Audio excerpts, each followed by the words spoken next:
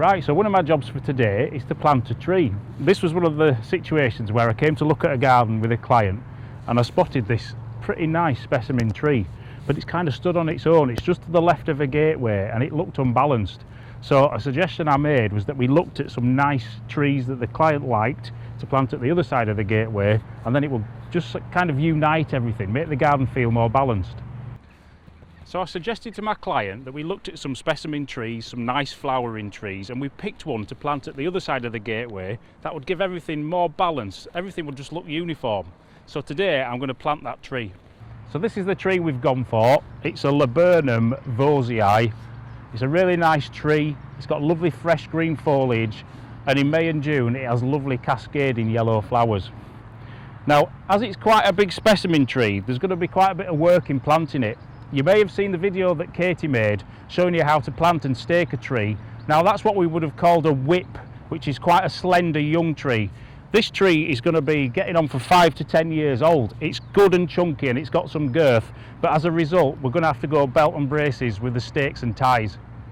Right, so I've measured how far the existing tree is away from the gateway and the path, and I've replicated that at this side of the path. And I've just stuck my spade in exactly where the middle of the tree needs to go.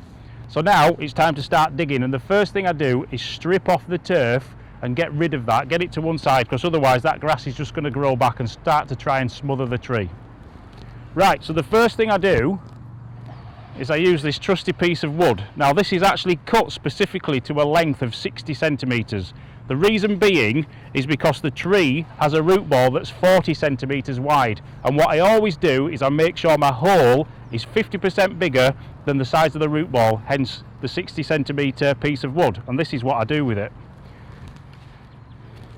I just lay it on the ground, centre of the wood where the centre of the tree is, and I just make a slit at each end, and then I rotate the wood by about 15 minutes on the clock, make a slit on each end,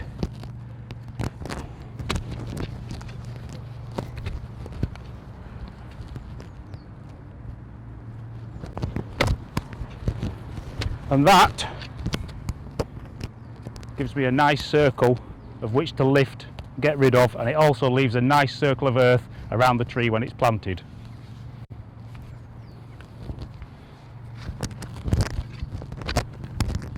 Start lifting that turf.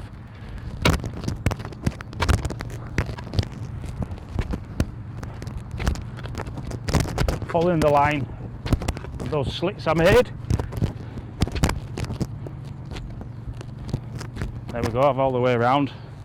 And this is where I've got to get my back in it. I always like to get my knee behind my hand on the end of the spade there and give it a right good shove. Spade cuts really nicely under the turf. Just rotate myself 15 minutes, do it again, and there we go, the spade right under the middle of that circle. Probably only going to need to do it one more time. Knee at the back of my hand. Typically there's a stone in there this time, just a bit awkward, and there we go, bit of a wiggle, and we have a pancake of turf. So just toss that out the way for now. Right, so next, just a case of digging all the earth out of the hole.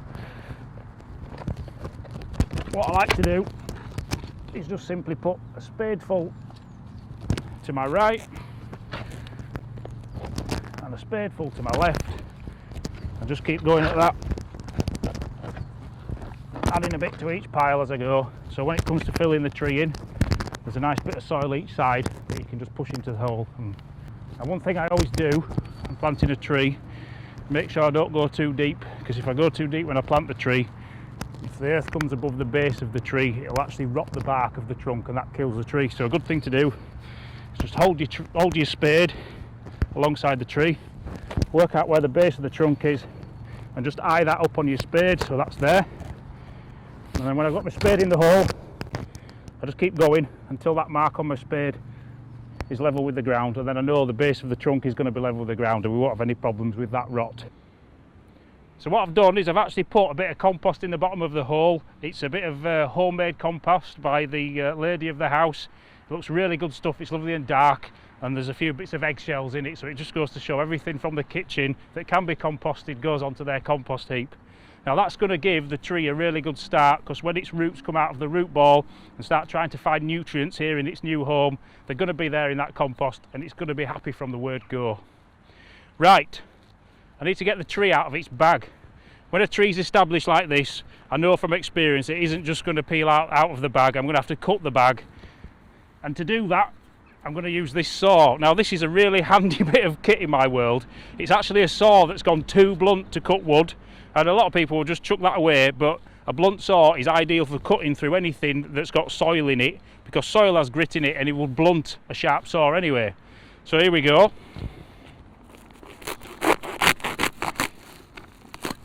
Just cut down the bag.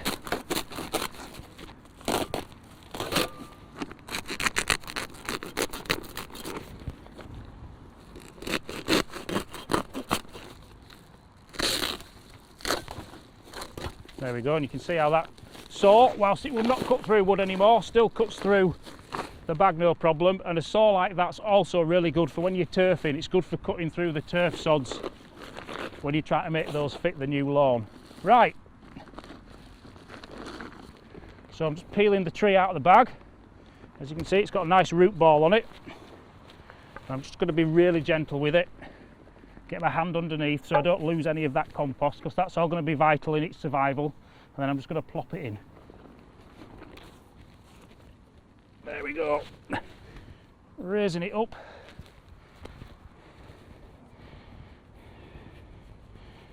A little firm down. Right, so now that's the tree in. The earth's levelled around it. It looks nice and tidy, a nice circle of soil. The next thing we've got to do is stake it and protect it from blowing over in the prevailing wind. So I go back to my 60 centimetre long piece of wood that I obviously used to govern the width of my hole. That is also going to provide a nice cross member across the top of my staking system for the tree to be fastened to. So I'm going to use that 60 centimetre piece of wood to mark where my posts are going. So just lay that down at the bottom of the tree, middle of the tree, level with the bottom of the trunk. So I'll get my stake, I'll just pop it in level with the end of the piece of wood, and the same with the other one.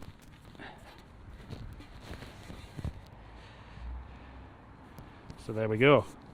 Now what I'm doing here, and this is something that the people that planted the tree behind me got wrong, is I'm putting my cross piece directly into the prevailing wind, and what that will do is it will support the tree when the wind comes from over there, which is the west, and that's where we get so much of our rain and wind from here in the north of England. So by having that cross member across there, whenever the tree gets battered by the wind and wants to travel that way, travel east, that cross member will just hold it in place.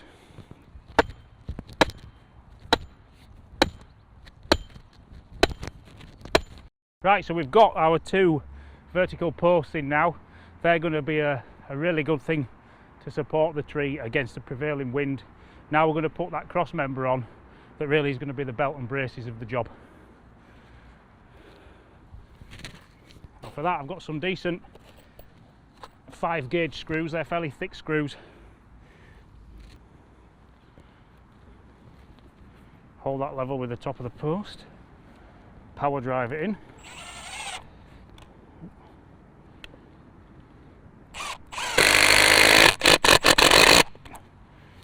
There's one. And then now's always a good time to stem back and just check whether things are level. As you can see, my posts are splaying out a bit, so I can just tweak that by pulling them in as a screw.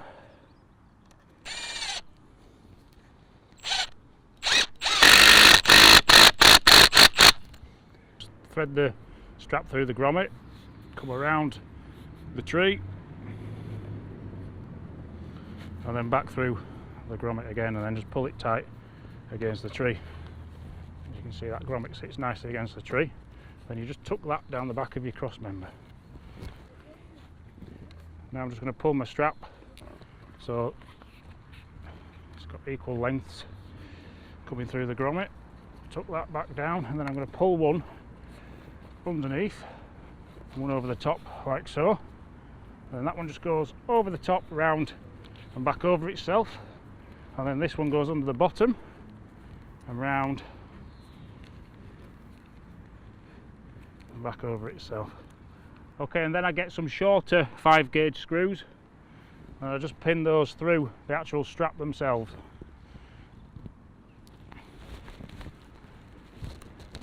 It's one of those jobs where you need 3 pairs of hands. Right, there we go. There's one, then one through the other strap. As you can see, it's going through the top end of the strap and then through the strap again underneath. That's like double grip. And then I'm just going to put one down again through double thickness of strap along the top there, and the same again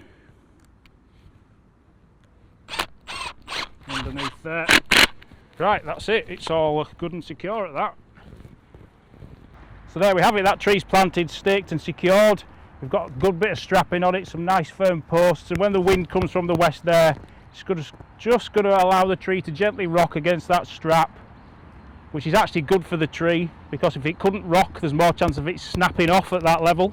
So it just allows it to rock, and in time its roots will get into the soil, it will build up that lower strength in the ground, and we'll be able to get rid of all of this, usually in about 2 years time. So there you go, that's job done, tree planted.